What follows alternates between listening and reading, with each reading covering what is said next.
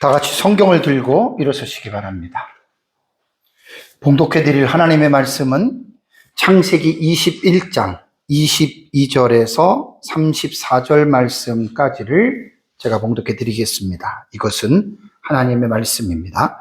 그때에 아비멜렉과 그 군대장관 비골이 아브라함에게 말하여 이르되 내가 무슨 일을 하든지 하나님이 너와 함께 계시도다. 그런즉 너는 나와 내 아들과 내 손자에게 거짓되이 행하지 아니하기를 이제 여기서 하나님을 가리켜 내게 맹세하라. 내가 내게 후대한 대로 너도 나와 네가 머무는 이 땅에 행할 것이니라.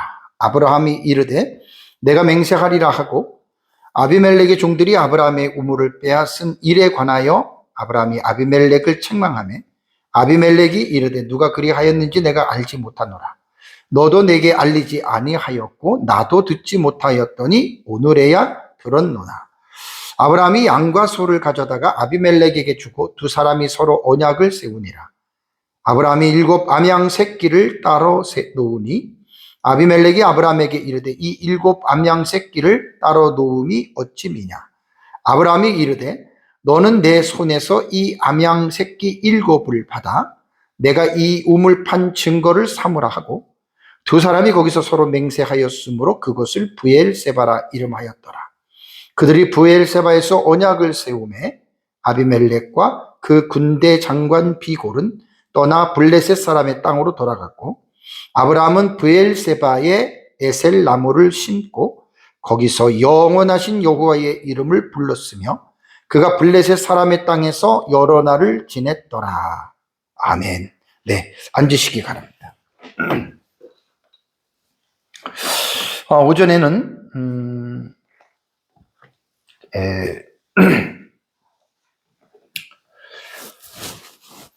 아브라함이 이제 하갈과 이스마엘을 집에서 내보내고 그리고 하갈이 이제 그 브엘세바 광야에서 방황하면서 그 이스마엘과 함께 정말 그 말로 형용할 수 없는 그러한 고통의 시간을 겪은 그 부분에 대해서 여러분들에게 제가 말씀을 드렸습니다. 오전에 제가 설교한 거는 그 스토리에 대한 진행보다도 스토리가 우리가 조금만 들으면 우리가 이제 그 부분들을 알기 때문에 그 얘기는 제가 안 하고 하나님께서 이스마엘이 아브라함이 난 자손임에도 불구하고 하나님께서 약속에 의해서 태어난 씨가 아니란 말이에요. 그래서 우리가 이제 성경을 지금 창세기 12장부터 아브라함의 언약이라고 하는 그 중심 속에서 아브라함에 대한 내러티브를 지금 쭉 우리가 지금 살펴보고 있거든요. 그러니까 쭉 우리가 말씀을 살펴보면서 언약의 중심으로 우리는 창세기 12장부터 반드시 봐야 됩니다. 제가 시간마다 이제 창세기 12장부터는 언약이라고 하는 말을 빼놓은 적도 없고 수십 번씩 언약에 대한 제가 단어를 여러분들에게 사용을 했습니다. 그만큼 언약이 중요한 거예요. 그래서 이제 이스마엘이 아브라함의 아들이기는 하지만 하나님의 약속으로 낳은 아들이 아니기 때문에 결국은 하나님은 언약에 대한 질서를 세우시기 위해서 이스마엘이 사실은 집에서 분리가 돼야 되는 거예요. 그래서 이제 그것이 이제 이삭이 젖을 뗄 때 큰 잔치를 베풀 때 사라의 눈에 들어왔던 것이 이스마엘이 이삭을 놀리는 거, 조롱하는 거, 그 사건이 이제 빌미가 되어서 결국은 아브라함이 이제 사라의 요구도 있고 그래서 하나님의 말씀대로 이제 그 하갈과 그다음에 이스마엘을 내보냈습니다. 어쨌든 광야에서 브엘세바 광야에서 말로 형용할 수 없는 짧은 시간이지만 이제 물도 다 떨어지고 이제 정말 그야말로 앞길이 캄캄한 그런 상황 가운데서도 하나님이 그 하갈과 이스마엘의 소리를 들으시잖아요. 그리고 하나님이 나타나셔서 말씀하시고 또 이스마엘이 성장할 때까지 하나님이 함께 하시잖아요. 그래서 제가 이제 오전 예배 때의 본문에서는 제가 중요하게 말씀을 드린 것은 뭐냐면 우리 생각에, 우리 믿는 사람들 생각에 마치 구약시대의 이스라엘 백성들처럼 우리만 하나님의 선택된 민족이고 마치 우리만의 하나님인 것처럼 생각하는 생각이 있다면 그건 상당히 잘못된 겁니다. 그래서 이제 하나님의 은총은 두 가지에 대해서 제가 오전에 말씀을 드렸죠. 특별한 은총이 있고 일반적인 은총이 있습니다. 그러니까 사실 특별 은총은 하나님 예수 그리스도 안에서, 구약으로 말하면 언약 안에 있는 사람이고, 또 신약 시대에는 예수 그리스도의 십자가의 언약 안에 우리가 있는 사람이잖아요. 그걸 특별 은총이라고 해요. 말 그대로 그런 사람들, 구원받은 자들에게만 베푸시는 하나님의 은혜가 있습니다. 이거는 선택받지 못한 사람에게는 이 은혜가 전혀 미쳐지질 않아요. 그렇다고 해서 특별 은총을 받은 우리만의 하나님이냐, 그건 아니다 그랬죠. 그래서 일반 사람들에게도 하나님은 은혜를 베푸십니다. 그 대표적인 예가 이스마엘과 하갈에 대한 텍스트에서 제가 이제 그거를 중심으로 하나님은 우리들만의 하나님이 아니라 모든 사람들의 하나님이다. 하나님은 우리만 사랑하는 것이 아니라 하나님을 믿지 않는 자들까지도 사랑한다. 맞습니다. 그래서 마태복음에 나타난 하나님은 해를, 하나님은 비를 의로운 자나 불의한 자에게 다 하나님이 공급하시잖아요. 그게 일반 은총에 관한 하나님의 사랑과 자비입니다. 그래서 우리가 이런 부분들을 잘 여러분들이 이해를 하고, 혹여라도 우리가 예수 믿고 구원받은 우리만 최고고 예수님을 믿지 않는 사람들 저주받은 사람이다 하고 당연히 저주를 받았지만 그들 속에서 하나님의 품 안으로 돌아올 사람들이 있단 말이에요. 우리는 몰라요. 그렇기 때문에 우리는 이 세상에서 누가 하나님의 품 안으로 들어올지 모르기 때문에 우리는 모든 민족, 모든 사람을 향해서 하나님 나라의 복음을 전하는 거예요. 그 사람이 죽을 때까지. 몇 번을 그 사람이 거절했더라도 하나님만 아시는 거예요. 택자와 불택자는. 인간은 아무도 모릅니다. 그래서 우리는 모든 사람이 택자는 아니지만 우리가 전도할 때 저 사람이 택자인가 불택자인가. 불택자면 전도할 필요가 없잖아요. 이런 생각에 논리에 빠지면 안 돼요. 우리는 그저 모르니까 모든 사람이 하나님의 택한 자로 생각하고 우리는 전하는 거예요. 그렇게 전하다 보면 택한 자들은 돌아오고 택하지 않는 사람은 안 돌아와요. 우리가 그거는 관여할 부분이 아닙니다. 10번을 거절했던 100번을 거절했던 그 사람 죽을 때까지는 어쨌든 우리는 하나님 나라의 복음을 전해야 된다. 그리고 하나님은 그리스도 안에서 돌아오지 않는 자들도 일반 은총으로 다 사랑하고 있다라고 하는 이 사실을 여러분들이 잊지 마시기 바랍니다. 이번 시간에는 이제 그 말씀과 오전의 말씀과 이어지는 내용입니다. 그래서 이제 아브라함과 아비멜렉이 지금 아비멜렉이 먼저 찾아와서 아브라함에게 상호 평화 조약을 맺자라고 하는 이 내용이 나옵니다. 그래서 22절과 24절을 보면은요, 절 한 절 한 절씩 해서 세 문장으로 구성이 되어져 있거든요. 우선 22절과 24절에 대한 내용을, 어떤 내용이냐면, 아비멜렉이 아브라함에게 찾아와서 우리 상호 평화 조약을 맺자. 우리 서로 싸우지 말고, 우리 서로 정직하게, 그러면서 서로 이렇게 살자. 이거는 아브라함이 요구를 해야 되는데 아비멜렉이 요구를 했어요. 그래서 22절과 24절의 세 문장에 대해서 먼저 본문을 제가 말씀을 드리겠습니다. 자, 우선 22절을 먼저 볼까요? 그때에 아비멜렉과 그랄 왕이죠. 그 군대 장관 비골이 아브라함에게 찾아와서 말합니다. 무슨 얘기를 합니까? 이르되 네가 무슨 일을 하든지 하나님이 너와 함께 계시도다 라고 하는 말을 뜬금없이 이 말을 지금 하는 것입니다. 자, 아비멜렉은 그랄 지방의 왕이라 그랬죠. 아브라함은 아비멜렉의 땅에 잠시 머문 나그네였습니다. 아마 이때 이삭이 젖을 떼고 아마 그런 것을 보면 한 2, 3년 혹은 요 정도 지금 이제 아마 2, 3년이나 3, 4년 정도 아브라함은 이제 그랄이라고 하는 이 지역에서 이제 머무는 그러한 이제 나그네였는데, 우리가 이제 그 전에 대한 내용, 그 전에 대한 내용을 보면은, 20장에 나오잖아요. 그죠? 20장의 내용에서 보면은, 아브라함과 불미스러운 일이 벌어지잖아요. 그죠? 그 아브라함이 사라를 아내라고 얘기를 안 하고 그냥 누이라고 얘기를 해서 아비멜렉이 자기가 품으려고 데리고 왔잖아요. 그러고 나서 이제 이 불미스러운 일 속에 하나님이 긴급하게 개입하셔서 문제를 해결하시고 나서 이제 몇 년이 좀 지난 거예요. 그 후에 곧바로 이제 사라가 이삭을 낳고 젖을 떼고니까 한 2, 3년 정도의 시간이 지났습니다. 그러고 나서 아비멜렉이 아브라함에 찾아와서 뜬금없이 하는 말이 지금 이 말을 한 거예요. 내가 무슨 일을 하든지 하나님이 너와 함께 계시도다. 확신을 가지고 이 얘기를 합니다. 여기에서 그러고 나서 이제 그 뒤에 언약을 맺자라는 말이 나오는데 여기서 우리가 생각할 수 있는 것이 뭐냐면 아비멜렉이 아브라함에게 언약을 맺자가 하는 이유가 하나님과의 연관된 부분을 아비멜렉이 알고 있었기 때문입니다. 그래서 이제 아주 아비멜렉은 정말로 뭐 아주 끔찍한 경험을 했잖아요.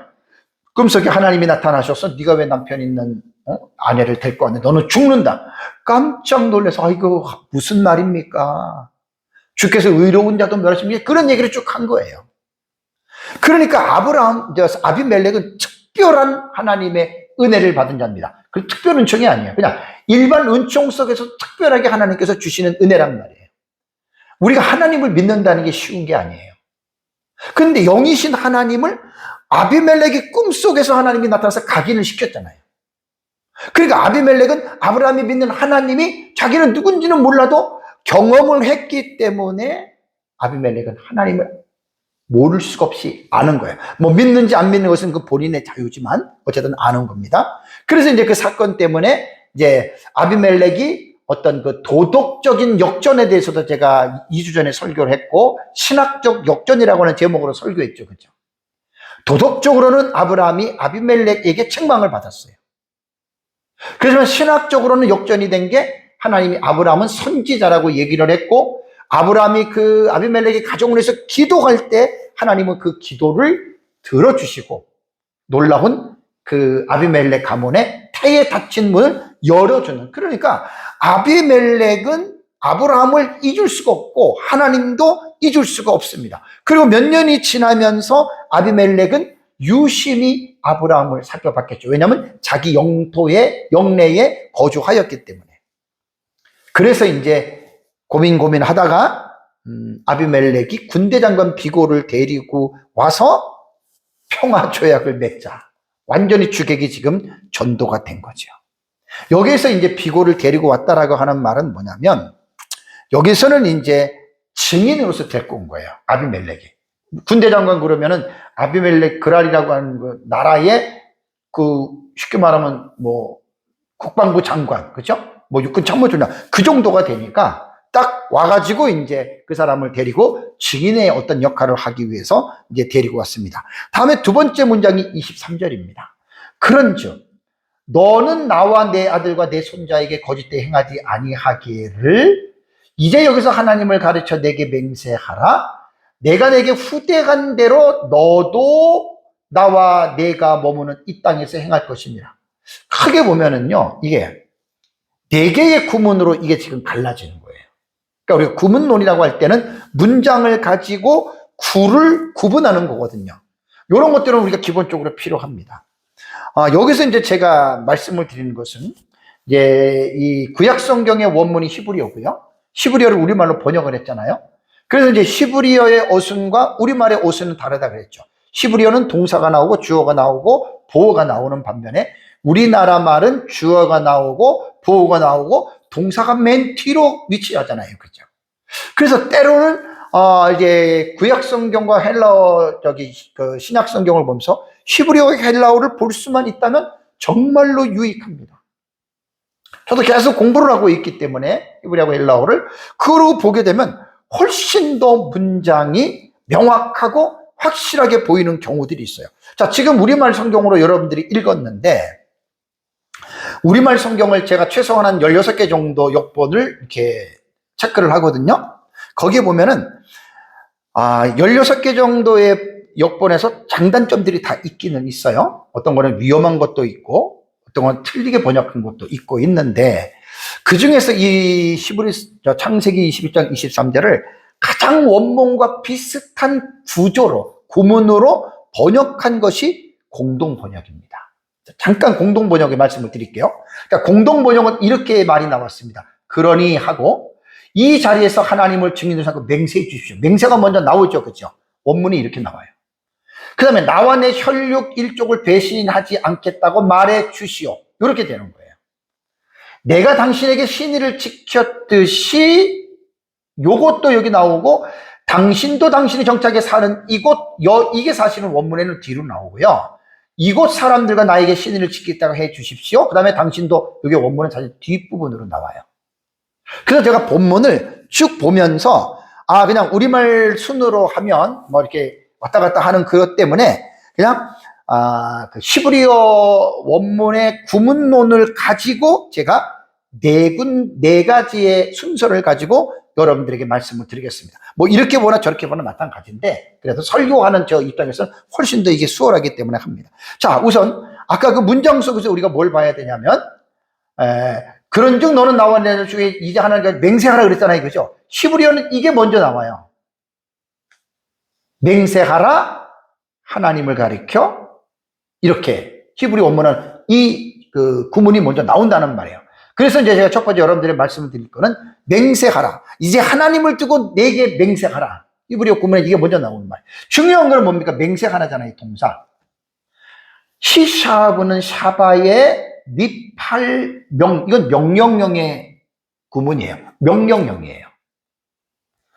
그러니까 지금 아비멜렉이 아브라함에게 명령하는 거죠. 니팔은 제가 중간태에 대해서만 많이 강조를 했어요. 그죠? 실제적으로 니팔은요, 세 가지입니다. 뭐가 세 가지냐면 수동으로도 해석할 수 있고 제기태로도 해석할 수 있고 중간태로도 해석할 수가 있어요.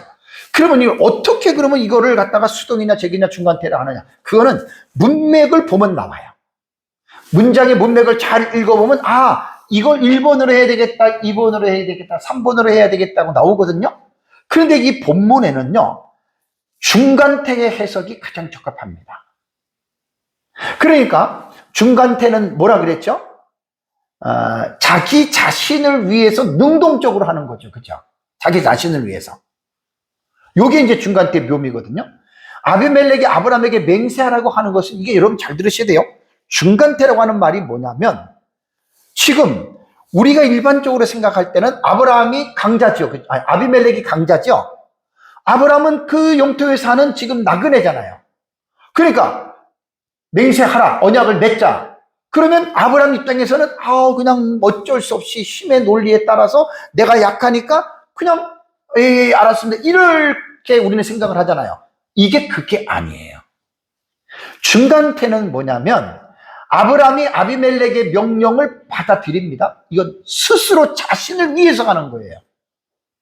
그래서 이 본문에서 우리가 어떤 그 오해를 하면 안 되냐면 아비멜렉이 강자이기 때문에 수동적으로 강압적으로 언약을 맺자 그래서 맺은 게 아니라는 말입니다.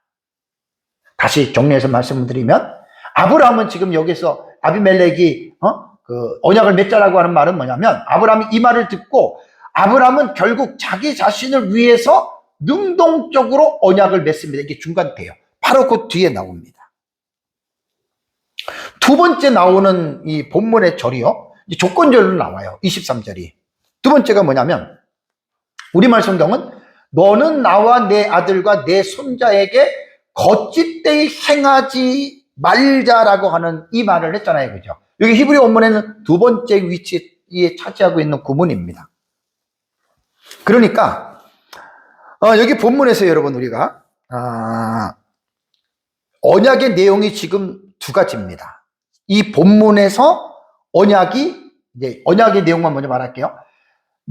너와 내 자식들 간에 거짓말 하지 말고, 다음에 또 하나는 뭐냐면 23절 뒤에 내가 내게 후대한 대로 너도 나와 우리 가족들이 후대하라, 그 말이에요. 이 두 가지를 언약을 맺는 거예요. 그래서 첫 번째는 고문상으로 두 번째 부분이 뭐냐면 나와 내 아들과 내 손자에게 거짓말 우리 하지 말자라는 말을 언약의 조약의 항목에 집어넣습니다. 그렇다면 여러분 여기서 이미 힘의 균형이 아비멜렉이 훨씬 위잖아요. 그죠? 근데 와서 언약을 맺자라고 하는 것 보면은 뭔가 아비멜렉 입장에서는 아브라함에 대한 두려움이 있는 거예요. 아까 말씀드린 그거예요.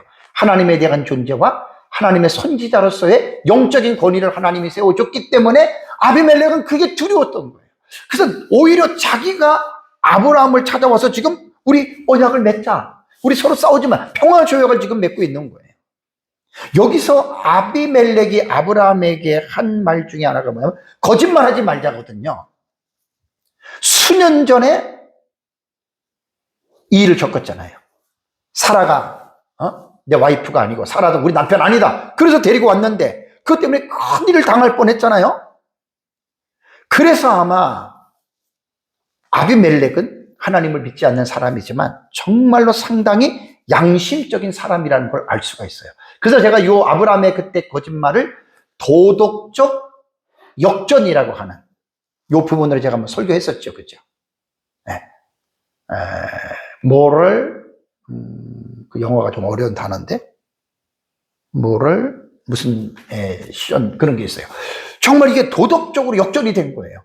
그러니까 이것 가지고 지금 언약을 맺는데 아비멜렉을 갖고 온 거예요. 아마 아브라함은 이 말을 들을 때 뭔가 조금 뜨끔했을 겁니다. 그래서 제가 이것 때 여러분들에게 설교할 때 하나님을 믿는 우리라고 믿지 않는 사람들보다 모든 면에서 여러분 우리가 우월하지 않습니다. 대단한 착각입니다. 하나님을 믿지 않는 사람도 정말 이 아비멜렉처럼 양심적으로 사는 사람들은 정말 이렇게 이런 말들을 할 수가 있는 거예요. 다음에 이제 세 번째 구문이 내가 내게 후대한 대로 너도 나와 가족들에게 행하라라고 한 말이 여기 또 들어가요. 이게 이제 세 번째 그 원문에 보면 구문에 나오는 이야기거든요. 그러니까 내가 너에게 후대한 대로 너도 나에 대해서 후대하라는 거예요.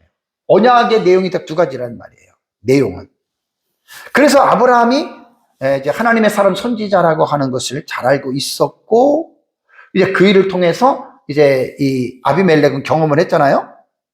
그래서 아마 여기서 이제 아비멜렉은 하나님 믿지 않으니까 그런 두려움이 생긴 거예요. 와, 아브라함이 신의 신도 믿고 그 신은 살아있는 신이고, 그래서 막 기도해가지고 자기 집에 문제가 해결되고, 그러니까 이제 두려움이 은연중에 생긴 거죠.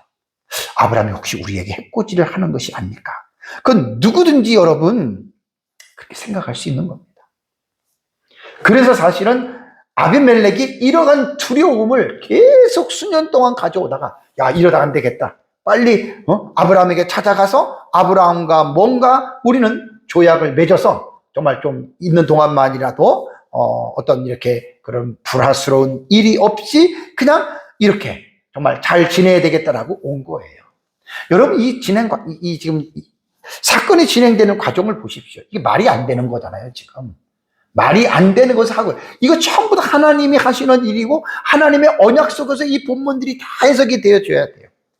그 다음에 마지막 구문에 나타나는 게 뭐냐면, 내가 머무는 이 땅에서 이 말입니다. 이 땅에서 그렇게 좀 해달라. 그러니까, 너가 언제까지 우리 영토에 살지는 모르지만, 너가 우리 영토에 사는 날까지는 너와 지금 맺은 언약은 두 가지잖아요. 그렇죠? 거짓말하지 말고 내가 너에게 후대한 대로 너도 나를 후대해줘라. 이게 지금 두 가지라는 말이에요. 그래서 이제 아까 읽었던 공동 번역이 그러니 이 자리에서 하나님을 증인으로 삼고 맹세하여 주십시오. 이게 첫 번째란 말이에요. 나와 내 혈육 일족을 배신하지 않겠다 말이에요. 이게 이제 거짓말로 우리말을 아까 번역했잖아요. 그렇죠? 거짓말. 내가 당신에게 신의를 지켰듯이 당신도 신의를 지키겠다고 하여 주십시오. 이게 세 번째고, 그 다음에 정착해 사는 이곳 사람들, 여기 네 번째가 이렇게 해당이 되는 거예요. 여기 이제 공동 번역은 이게 조금 바뀌었는데 뭐 상관이 없어요. 뭐 우리말 번역보다 뭘 보든 상관없는데 어쨌든 이러한 내용이라고 하는 것을 여러분 기억해야 됩니다. 그러니까 아비멜렉은 그거예요. 아브라함을 보니까 이게 정말 대단한 사람이거든요. 인간적으로 뭐 예를 들자면 뭐 군사력도 그렇고 뭐 재물이 불어가는 것도 그렇고 뭐 너무너무 그렇게 되니까 은근히 어떻게 해요? 겁이 나는 거예요. 이스라엘 백성들이 애굽에 내려가서 종살이를 할 때 요셉을 알지 못하는 바로가 나와서 이스라엘 백성들이 막 급성장, 막 민족이 수가 막 불어나잖아요. 뭘 느껴요? 두려움을 느끼는 거예요, 위기의식을. 그런 의미입니다, 지금 이게. 그래서 이제 아비멜렉이 상호 불가침 선대 협정입니다. 우리가 서로 쳐들어가거나 그렇게 하지 말고 서로가 서로를 선하게 대해주자. 그래서 아마 아비멜렉도 저 사람 보니까 하나님 종을 믿는 사람이고 하나님 복 주고, 그러니까 혹시 그런 사람하고 잘 지내놓으면 어때요? 자기도 손해볼 게 없잖아요. 이제 그러한 차원에서 한 겁니다. 근데 정말로 여러분 중요한 거는 뭔 줄 아세요?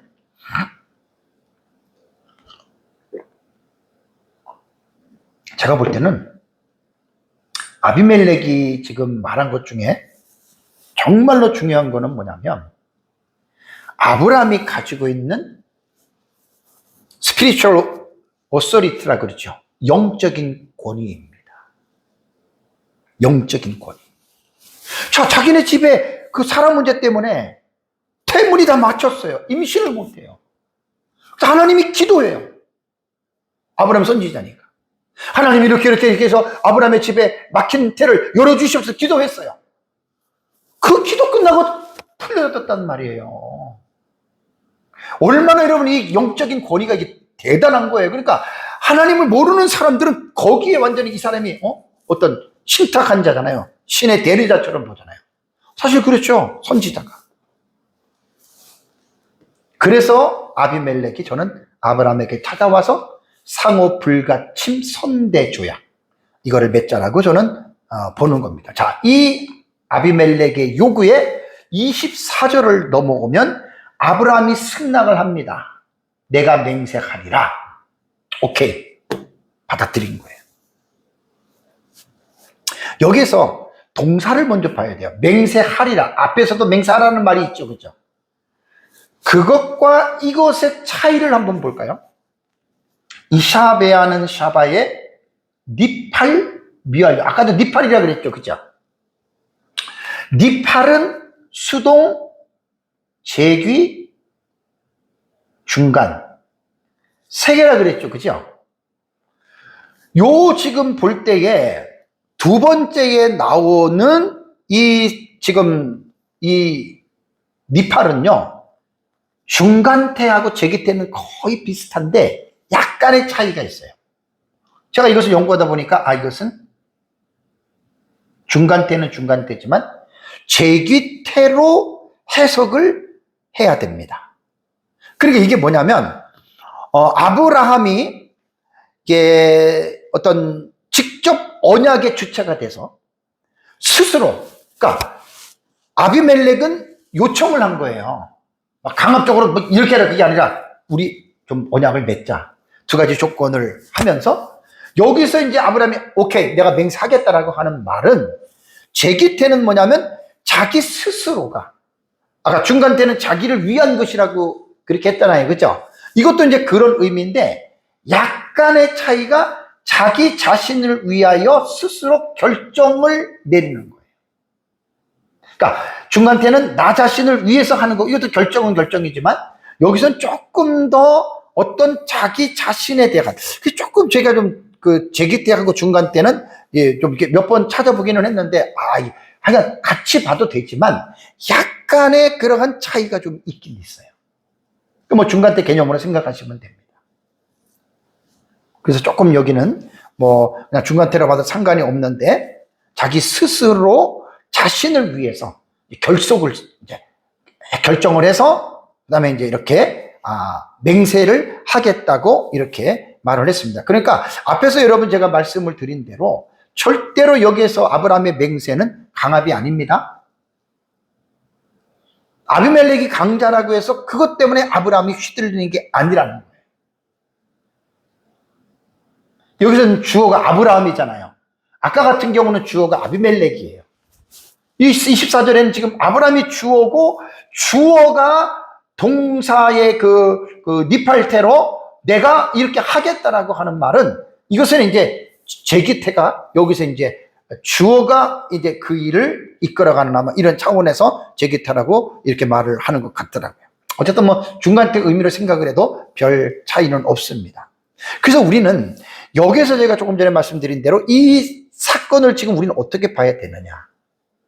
어떻게 그랄 왕이 와가지고 나그네한테 벌벌벌 기면서 두려워하면서 우리 서로 좋게 지내자. 서로 싸우지 말고 거짓말하지 말고 어떻게 여러분 이렇게 할 수가 있겠습니까? 그러니까 지금 제가 창세기를 풀어가는 핵심이 뭐냐면 하나님 나라의 사상을 가지고 하나님 나라의 관점을 가지고 지금 성경은 항상 여러분 연구하셔야 돼요. 이거는 창세기뿐만이 아니에요. 뒤에 나오는 모든 성경을 하나님 나라의 주제와 사상으로 성경을 반드시 여러분 깊이 있게 우리는 봐야 된다라고 하는 말입니다. 하나님 나라 사상으로 볼 때 주객이 전도됐잖아요. 네? 어떻게 지금 그랄이라고 하는 나라의 왕이 나그네한테 와가지고 이런 말을 하십니까? 여러분 이게 왜 그런 줄 아세요? 아브라함이 잘나서가 아니잖아요. 무엇 때문에? 하나님의 약속 때문이잖아요. 그래서 창세기 12장 1절과 2절과 3절을 보십시오. 땅을 주겠다, 자식을 주겠다, 너에게 복을 주겠다, 너는 복의 통로가 된다. 그것을 이루기 위해서 하나님의 이 일을 해나가시는 거예요. 하나님이 간섭하지 않고 하나님이 역사하지 않으면 아브라함이야 당연히 자기 부인 사라를 빼앗겼겠죠. 그래서 나중에 남편이라고 하면 죽었겠죠. 그러니까 지금 이게 하나님의 언약 속에서 역사 속에서 하나님의 언약이 지금 어떻게 해요? 진행되어져 가는 것이고 이 진행되어지는 과정을 하나님이 지금 주관하고 계신다는 거예요. 설교 때마다 지금 계속 강조하잖아요. 자, 이제 언약을 맺자라고 말을 하면서 아브라함이 하나의 조언적인 발언을 합니다. 25절, 이게 24절이 아니고 25절입니다. 25절을 보면 아비멜렉의 종들이 아브라함의 우물을 빼앗은 일에 관하여 아브라함이 아비멜렉을 책망했다. 지금 이제 언약을 상호 불가침 조약의 언약을 맺기 전에 아브라함이 뭘 하나를 좀 딱 아비멜렉을 책망하는 내용이 나오거든요. 이게 뭐냐면 얼마 전에 있었던 사건이에요. 자기가 우물을 팠는데 아비멜렉의 종들이 와가지고 야 이거 우리 거야, 우리한테 좀 이렇게 됐다는 말이에요. 그러니까 아브라함이 거기서 꼼짝 못하죠. 왜냐하면 거기서 싸웠다가는 어떻게 돼요? 자기들의 생명이 위험한 거예요. 그래서 아브라함이 가만히 있었어요. 뺏길 수밖에 없죠. 남의 땅에 가서. 그러다가 이제 아비멜렉이 언약을 맺자라고 할 때 언약 맺기 전에 아브라함이 하나의 사건을 지금 수면에 있던 것들을 떠올려서 아비멜렉에게 말합니다. 책망이라고 하는 단어인데요. 웨오키아이라고 하는 이 단어는 야카흐라고 하는 단어의 히필 완료태예요. 그러니까 책망한 거예요. 할 것이 아니라. 그러니까 히필은 뭐냐면 사역형이거든요. 사역형 능동태거든요. 히필은. 사역형이라고 하는 말은 시킨다는 거예요. 그러니까 아브라함이 지금 딱 책망하는 거예요. 요게 이제 사역형에 대한 해석입니다.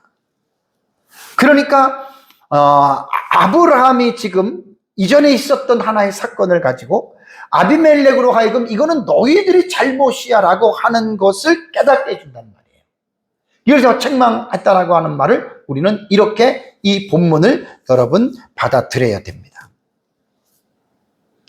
아브라함은 어쨌든 지금 아비멜렉과 상호 불가침 선대 조약을 맺는 입장에서 이러한 것들을 해결하지 않고 언약을 맺는다면 또 이런 불미스러운 일이 일어나면 어떻게 됩니까? 그래서 아예 그냥 그런 일이 없도록 사전에 미연에 지금 어떻게 해요? 방지하는 차원에서 지금 이 문제를 꺼냈습니다. 참 이것도 보세요. 아브라함이 대단하지 않아요? 그냥 그냥 이렇게 하면 되는 걸 갖다가 딱 하나의 어떤 마치 승기를 잡고 얘기하는 걸 보십시오. 이거는 아브라함이 잘난 게 아니라요. 그만큼 아브라함은 하나님에 대한 신앙, 또 하나님이 우리를 보호해주시겠다고 하는 확신이 있었기 때문에 여러분 이런 말을 할 수가 있었습니다. 자, 아비멜렉이 시인합니다. 그리고 인정합니다. 26절에 아비멜렉이 이르되 누가 그리 하였는지 내가 알지 못한다. 나는 모르는 일이다. 그리고 당신도 내게 말하지 아니하였느냐? 그러니 내가 어떻게 알겠느냐? 나는 듣지도 못했다. 그런데 오늘에서야 내가 들었다. 요 내용이거든요. 요 내용을 보면 이게 이제 구문론으로 볼 때 부정구문이라고 해요. 아니다, 아니다, 몰랐다, 몰랐다. 이런 부정구문이거든요. 부정구문이 여러분 뭐냐면, 이게 두 가지의 파트가 나와요. 시간적인 부정이 들어간 거예요. 오늘이 되기까지는 어떻게? 전혀 몰랐다. 부정하는 거잖아요. 오늘이 시간적으로. 사건에 대해서도 삼중 부정이 나옵니다. 보세요. 나뿐 아니라 너도 그렇고 또 그리고 나 역시도 이렇게 지금 부정을 지금 삼중으로 지금 부정이 들어요. 그러니까 21장 26절을 딱 보면 전부 다 부정적인 거예요. 시간도 부정하고 나 오늘이 되긴 난 몰랐어. 나도 그렇고 너도 그렇고 나 오늘에 이렇게까지 이렇게 해가지고 지금 부정적으로 여기에서 지금 아비멜렉이 이렇게 하는 말의 의도는요 이런 겁니다. 내가 알지 못하는 가운데 일어난 일이니까 내가 책임을 변명하는 거예요. 나는 모르기 때문에 나는 잘못이 없어. 그러면서 어떻게 보면 면책, 자기 책임이 없다라고 하는 논리로 지금 말을 한 것입니다. 어쨌든 아브라함이 지금 이러한 부분들에 대해서 아비멜렉에게 이 부분을 지금 회자시켜서 그리고 이것을 가지고서 지금 아비멜렉의 입에서 이 말이 나왔다라고 하는 것은 상당히 언약의 주도권을 잡고 지금 이 언약을 끌고 간다라고 하는 것을 알 수가 있습니다. 여기서 하나님이 아브라함 높여주는 거예요. 하나님이 없는 가운데 여러분 아브라함이 이렇게 할 수 있다고 생각하십니까? 불가능하죠. 그러니까 아브라함이 언약을 지금 주도하는 거예요. 그래서 27절에 보면은 아브라함이 양과 소를 가져다가 아비멜렉에게 줍니다. 두 사람이 서로 언약을 세웁니다. 여기에서 양과 소는 언약을 세우는 데 필요한 희생 제물이 됩니다. 여기에서 언약을 세우니라는 말이 나오죠. 그죠? 언약을 어떻게 지금 세우니라는 말이 나오는데 이게 카라트 베리트예요. 카라트는 원래 자르다라는 말이거든요. 베리트는 언약이에요. 언약을 잘랐다는 뜻이에요. 그래서 고대 근동 지방에서 언약을 맺을 때 지난번에 그 창세기 15장 기억나세요? 횃불 언약? 짐승을 잡아서 양쪽에 놓고 그 사이를 지나가는 관습이 있었죠. 왜 그런다 그랬어요? 그때 횃불이 짐승 사이를 하나님이 횃불 언약에 지나가잖아요. 그죠? 왜냐하면 두 사람이 언약을 맺을 때 만일 한 사람이 어기게 되면 어긴 사람이 희생당한 짐승처럼 죽임을 당하게 될 것이라고 하는 여러분, 이러한 의미를 담고 언약을 자르다, 카라트 베리타라는 언약을 자르다, 언약을 세웠다라고 여러분 이렇게 말을 하는 겁니다. 물론 본문에는 이 짐승, 그 소, 양이라고 하는 것은 뭐냐면 제물이 아니고 증거물로 증표로 주는 거고, 소를 갖다가 이제 제물로 했으니까 뭐 잡아가지고 뭐 갈라서 아니면 둘이 지나갔는지 그거는 본문에 없기 때문에 우리는 말할 수는 없어요. 그렇지만 이제 구약시대에 이렇게 언약에 대해서 이루어질 때 그렇게 이제 짐승을 쪼개놓고 그 사이를 갖다 하는 것은 그 당시 고대 근동 지방에 있었던 언약에 나타나는 현상들이었습니다. 그래서 이제 이 양과 소를, 특히 양을 주는 부분에 있어서는 이것을 증표 중심의 언약이라 그래요. 언약을 맺는데 증표를 삼는 거예요. 내가 너에게 당신에게 암양 새끼 7마리를 줬잖아.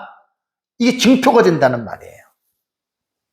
그러고 나서 이제 아브라함이 언약을 주도하는데 28절과 30절에 보면 아브라함이 7 암양 새끼를 따로 놓지요. 그러니까 29절에 아비멜렉이 아브라함에게 묻습니다. 이 7 암양 새끼를 따로 놓으면 어찌미냐라고 묻습니다. 그때 아브라함이 30절에 보면 너는 내 손에서 이 암양 새끼 7을 받아 내가 이 우물 판 증거를 삼으라, 여기 나오잖아요. 그러니까 여기에서 말하는 7 암양 새끼는 희생 제물의 용도가 아니에요. 증거로서의, 증표로서의 언약을 맺을 때 증거로서 암양 7마리를, 새끼 7마리를 준 거예요. 여기서 왜 7일까? 7은 쉐바거든요, 쉐바. 숫자적인 의미로, 상징적인 의미로는 7은 완전수라고 그렇게 이야기를 합니다. 그러니까 아브라함이 7을 정한 것은 자신이 아비멜렉과 맺는 언약이 변치 아니하는 완전함과 공평한 언약임을 나름대로의 7이라고 하는 수에 아브라함이 담고 있었다, 이렇게 생각하면 됩니다. 그래서 사실은 여기에서 7 암양 새끼가 이제 언약을 맺으면서 이것이 이제 징표가 되는 거예요. 나중에 서로 이야기할 때, 내가 옛날에 당신이랑 이거 할 때 7 암양 새끼를 받았지 않느냐? 징표가 있잖아요. 그런 차원에서 7 암양 새끼를 따로 놓았다라고 하는 말입니다. 그러나서 두 사람이 거기서 맹세를 합니다. 31절 32절에 두 사람이 거기서 서로 맹세하였으므로 그곳 이름을 뭐라고요? 브엘세바라고 부릅니다. 브엘세바. 브엘세바는요, 히브리어로 보면 베르쉐바입니다. 베르가 우물이라는 뜻이거든요. 우물. 7. 그러니까 7 우물? 그래서 히브리인들은, 구약 성경을 아는 사람들은 브엘셰바 그러면 거기서 우물에서 맹세한 거잖아, 이렇게 말하는 거예요. 7 우물 혹은 맹세의 우물이라고 하는 이러한 뜻으로 여러분 불리입니다. 근데 이제 창세기부터 그 이후에 구약 성경을 보면 브엘세바는 사사시대 때 보면은 유다 왕국의 최남단 성읍이 브엘세바입니다. 아까 그 지도에서 보셨죠? 여호수아 시대 때에는 시몬 지파에게 브엘세바를 줍니다. 그리고 이 브엘세바는 뒤에도 나오지만 아브라함이 이삭을 제물로 바친 이후에 이곳에 브엘세바에 잠깐 거주했고, 이삭도 후에 이 브엘세바에서 거한 적이 있습니다. 상당히 우리는 성경을 읽으면서 이 브엘세바라고 하는 이 지명에 대해서는 우리가 앞으로도 몇 번도 우리가 이제 이 본문을 여러분 우리가 이제 보게 됩니다. 그리고 나서 이제 그들이 브엘세바에서 언약을 세우고 아비멜렉과 군대장관 비골은 떠나 블레셋 사람의 땅으로, 자기 땅으로 돌아갔다라고 하는 말입니다. 여기서 아브라함은 나그네의 신분임에도 불구하고 블레셋 왕 아비멜렉 앞에서 하나님의 자녀의 정체성을 뚜렷이 가지고, 정체성을 뚜렷이 가지고 떳떳하게 이 언약을 세운 것은 우리가 본받아야 됩니다. 왜냐하면 우리는 어떻게 보면 세상에서 약자일 수도 있고 부족한 자일 수 있거든요. 근데 우리 안에, 질그릇과 같은 우리 안에 누가 계셔요? 세상을 창조하시고 다스리신 하나님이 내 안에 계신다. 이론적으로는 우리가 충분히 공감하는 거지만 이게 실제입니다. 실제로 하나님이 믿는 자들 속에 내주하세요. 거하세요. 그래서 믿음으로 사는 사람들은 하나님이 우리의 눈에는 보이지 않지만 그분이 내 안에 계시기 때문에 하나님과의 관계가 잘 맺어지고 정말 믿음으로 살아가는 사람들은 아브라함처럼 이렇게 떳떳하고 당당하게 정말 이 세상에서 끌려다니는 것이 아니라, 아브라함이 아비멜렉과 언약을 맺을 때 주도하는 입장이 아니잖아요. 위치로 볼 때 당당히 여러분 주도하잖아요. 그러니까 우리는 이런 본문에서 이런 걸 우리는 배우는 거예요. 도저히 아브라함이 약자인데 어떻게 그렇게 언약의 주도권을 잡고 여러분 이렇게 나갈 수가 있을까? 우리가 배워야 됩니다. 뭐 세상에 돈 많다고, 뭐 빽이 있다고, 뭐 있다고 당당하게 사는 게 아니에요. 우리 그리스도인들은 그게 아니에요.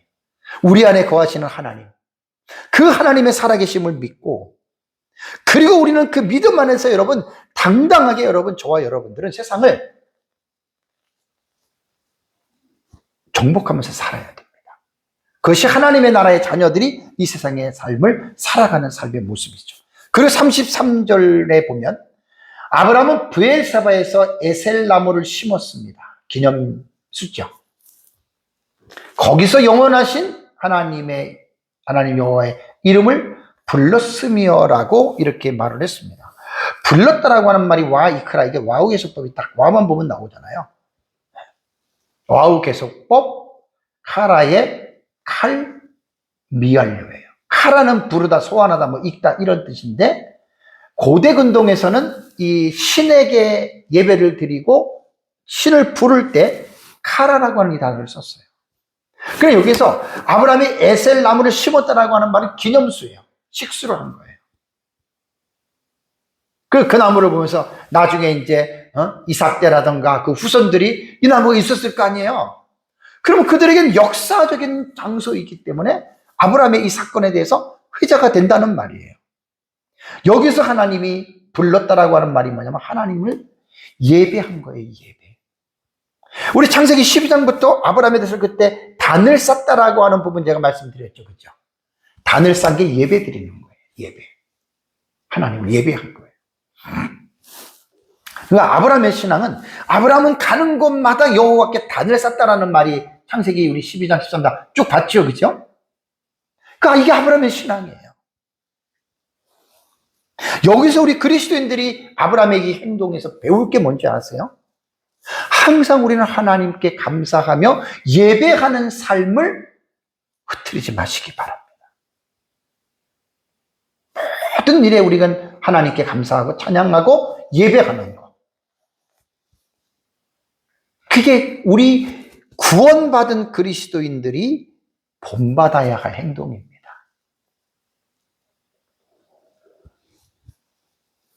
그러고 나서 이제 34절을 보면 그가 블레셋 사람의 땅에서 여러 날을 지냈더라라는 말이 나옵니다. 자, 여러 날이 며칠일 것 같아요? 여러 날이 얼만큼 되는 날일 것 같아요? 여러 날. 우리말 번역을 볼 때 여러 날이니까 뭐 한 달, 두 달, 1년? 모르잖아요. 여러 날에 보면 히브리어 보면 욤 라브입니다. 욤은 날이고 라브는 형용사 크다, 많다라는 뜻입니다. 그러니까 여러 날 속에는 뭐 복수이기 때문에 뭐 한 달도 되고 1년도 되고 10년도 되고 되겠죠. 그죠? 요 부분을 우리가 본문에서 좀 이해해야 될 게, 여러 날 욤 라브라고 하는 말은 뭐냐면 사람이나 사물에 관계없이 그냥 수나 양에 있어서 많음, 다수를 묘사하는 거예요. 궁금하죠? 블레셋 사람 그랄에서 여러 날 얼마를 지냈을까요? 다음 장과 이건 그래서 후문맥, 제가 성경을 읽을 때 문맥적 읽기를 많이 강조했죠. 내가 읽고 있는 본문의 전문맥과 후문맥을 반드시 연결시켜서 읽어야 돼요. 근데 여러분 성경을 읽을 때 문맥적으로 성경을 읽는 것이 지극히 당연한 거지만 이게 되게 어려워요. 이게 쉬운 게 아니에요. 성경의 역사적인 배경 모르는 사람들은 이 문맥적으로 못 읽어요. 여기에서 다음 장에 나오는 22장 다음 주에 설교할 내용에 보면은 이삭을 모리아 산으로 가서 제물로 바치죠. 그죠? 그때까지의 기간이 있는 거예요. 그래서 적게는 20년, 많게는 30년. 그것이 바로 여러 날 동안 블레셋 땅에서 어떻게 해요? 평안하게 살지요. 왜? 아비멜렉과 상호 불가침 선대 조약을 맺었잖아요. 그러니까 아비멜렉이 지금 불안한 게 아니고 아브라함이 사실 불안한 거예요. 얼마 전에 이 언약을 맺기 전에 우물 판 거 뺏겼잖아요. 그죠? 우물 판 거 뺏겼잖아요. 브엘세바. 맹세계 우물 뺏긴 거잖아요. 그러니까 자기네 땅이 아니니까 죽을 수도 있고 다 뺏길 수도 있는 거예요. 근데 아비멜렉이 찾아와서 언약을 맺자고 먼저 해서 언약을 맺은 것 아닙니다. 이게 아까 말씀드린 대로 아브라함 잘나서 그런 거 아니에요? 하나님 나라의 사상과 관점으로 볼 때는 하나님이 언약을 지금 진행해 가는 과정이거든요. 아브라함이 죽을 때까지. 그래서 우리 신앙은 하나님과의 관계에서 언약적인 관계를 여러분들이 잘 헤아리셔야 됩니다. 내가 지금 계속 이 창세기 본문 설교하면서 12장부터 얼마나 많이 강조하는지 몰라. 뭐 내가 기도 많이 하고, 뭐 내가 성경 많이 읽고, 뭐 내가 전도 많이 하고, 내가 헌금을 많이 냈다고 그것 때문에 하나님이 나에게 복을 주고 그것 때문에 하나님이 나를 지켜준다고 생각하십니까? 대단한 착각입니다. 언약 때문이에요. 우리도 아브라함과 별 다를 바가 없잖아요. 뭐 뒤에서 강조할 건데 지금 말 나온 김에 또 하는 거예요. 왜냐하면 너무 중요하니까. 계속 반복하는 거죠. 우리가 잘나봤자 뭐가 잘났습니까? 누구 말대로 우리가 뭐 간디? 에? 하나님 우리를 붙잡아 주지 않으면 우리도 다 그렇고 그런 사람들입니다. 우리 잘난 게 없어요. 그래서 이 부분에 대해서 제가 간략하게 말씀을 드리면, 그럼 도대체 몇 년일까? 자, 유대연대기라고 하는 세데르 올람 라바라고 하는 책이 있는데, 이 책이요, 뒤에 여러분들이 보시면 이거 먼저 말씀드릴게요. 유대연대기는요, 기원후 2세기입니다. 지금부터 한 1800년 전에 랍비 요세벤 할라프타라고 하는 사람이 유대교 최초의 체계적인 성경을 연대기로 푸른 책이에요. 1800년 전에. 그래서 창세기부터 알렉산더 대왕까지의 사건을 신학적으로 재구성한 작품인데요. 창세기 21장 34절에 여러 날을 약 25년간의 부엘세바에 체류한 것으로 계산을 합니다. 왜? 창세기 22장의 모리아 사건을 그 직후로 사건이 일어나니까 이렇게 배치한 전통이 빠르게는 기원후 2세기예요. 그래서 여기에서 세데르 올람 라바라고 하는 챕터 1에서 2장에 보면은 사라가 90세에 이삭을 낳고 아브라함이 이삭을 약 26년간 양육한 뒤 이삭의 나이 약 25세경에 모리아 산 사건이 있었다. 이게 22장이잖아요. 그러니까 이 해석이 영향을 미친 거예요, 유대인들한테. 그럼 유대인이 그러면 영향을 미치겠습니까? 기독교도 당연히 미쳤죠. 기원후 2세기 책이니까. 그래서 계산하면 아브라함이 부엘세바 거주한 기간을 약 25에서 26년으로 기원후 2세기에 요세벤 할라프타가 이렇게 주석을 해놨어요. 그러니까 여기에 거의 다가 영향을 받죠. 우리도 마찬가지입니다. 그래서 세데르 올람 라바의 1, 2장에 기록된 내용을 제가 한국어로 번역한 것을 설명해 드리면, 이삭은 결박 사건이 있을 때 25살이었다. 이건 성경이 아니에요. 세데르 올람 라바의 연대기에 있는 내용이에요. 사라는 그가 죽었을 때 127살이었으며 창세기 25장에 사라가 127세 죽었어요. 그녀는 그 결박 사건 직후에,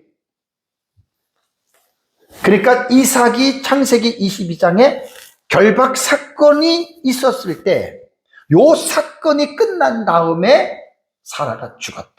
127세. 거의 정확한 내용입니다.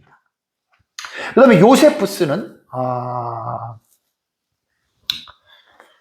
고대사하고 전쟁사를 썼죠. 그죠? 요세푸스의 책에 보면 아브라함은 부엘세바에서 오랜 세월, 여러 날을 조금 더 이해하십시오. 오랜 세월이니까 한 수십 년 이 생각이 들잖아요. 여러 날 그러면 어떤 생각이 들어요?